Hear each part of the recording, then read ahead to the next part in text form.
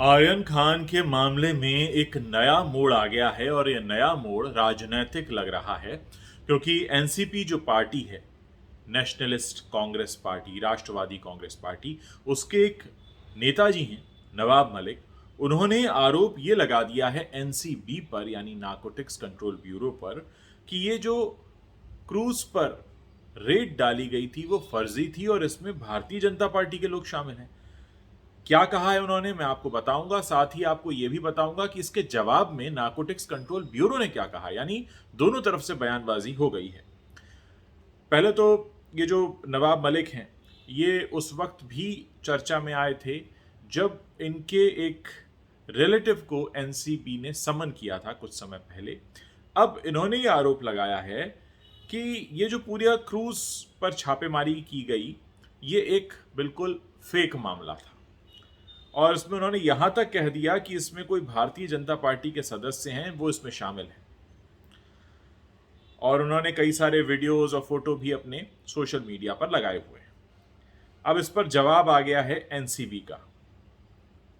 NCB ने यह कहा है, नारकोटिक्स कंट्रोल ब्यूरो ने, कि एनसीबी के जो डिप्टी डीजी हैं ज्ञानेश्वर सिंह, वो ये कहते हैं कि एनसीपी यानी नेशनलिस्ट कांग्रेस पार्टी के जो नेताजी आरोप लगा रहे हैं, तो अगर वो अदालत जाना चाहें तो जा सकते हैं और न्याय मांग सकते हैं। हम उनकी सारे सवालों के जवाब वहीं पर दे देंगे। हमने सब कुछ कानून के अनुसार किया है। ज्ञानेश्वर सिंह ने कहा कि एनसीबी मुंबई की टीम ने अंतर्राष्ट्रीय cruise terminal green gate Mumbai और कार्डेलिया क्रूज पर छापा मारा था और कोकीन, चरस, एमडीएमए जैसे ड्रग्स के साथ 8 लोगों को हिरासत में लिया था। हालांकि ये संख्या बढ़कर 17 हो चुकी है क्योंकि इसी सिलसिले में कई और नाम सामने आए थे। उन्होंने ये भी कहा कि एनसीबी के खिलाफ लगाए जा रहे सारे आरोप निराधार हैं और ऐसा प्रतीत होता है कि पूर्वाग्रह से ग्रसित होकर ये आरोप लगाए गए हैं। एनसीबी दोहराता है कि हमारी जांच पेशेवर और कानूनी रूप से पारदर्शी है और निष्पक्ष है और जांच चलती रहेगी। देश का ये हाल रहा है शुरू से कि कोई भी मुद्दा हो, जैसे ही बड़ा होता है, खबरों में छाता है, लोगों का ध्यान उस पर जाता है, तो उसमें राजनीतिक बयानबाजी भी शुरू हो जाती है। सच क्या है, झूठ क्या है, ये तो जांच जब पूरी होगी तब पता चलेगा।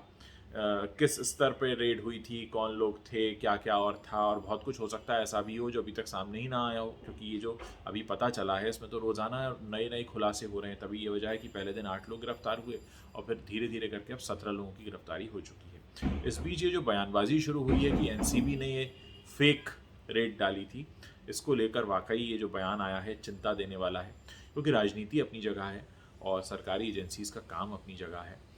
जाहिर है सरकारी एजेंसीज़ पर पूरे देश को भरोसा है। यही वजह है कि सुशांत सिंह राजपूत मामले में भी लोगों ने कहा कि भाई सीबीआई को लेकर आइए। तो सरकारी एजेंसीज़ एक एक एक अलग तरह का उनके लिए रिस्पेक्ट है लोगों के बीच और पूरा भरोसा करते हैं, और इसीलिए इतने बड़े बड़े केसेस सॉल्व हो पाते हैं क्योंकि हमारी सरकारी एजेंसीज उसमें मुस्तैदी से काम करती हैं। अब एक राजनीतिक पार्टी से अगर ये बयान आ जाता है तो ऐसा लगने लगता है कि ये जो सरकारी एजेंसी के काम है इनमें भी कुछ राजनीति हो रही है। खैर, देखना ये है कि पूरा मामला किस तरह से बढ़ता है और क्या क्या और सच सामने आते हैं। खबरें तरह तरह की आ रही हैं क्योंकि ये मामला लगातार सुर्खियों में बना हुआ है। हर कोई जानना चाहता है कि इसमें और क्या हो रहा है आगे, और इसके आगे क्या होगा। तो ये बयानबाजी भी थी, मुझे लगा कि ये, क्योंकि मैंने पढ़ा सोशल मीडिया पर, तो मुझे लगा कि मैं आपके साथ शेयर कर सकता हूँ। आप लोग इस तरह की मामलों में अपनी क्या राय रखते हैं मुझे ज़रूर बताइएगा। मैं आपके कमेंट्स पढ़ने का इंतज़ार कर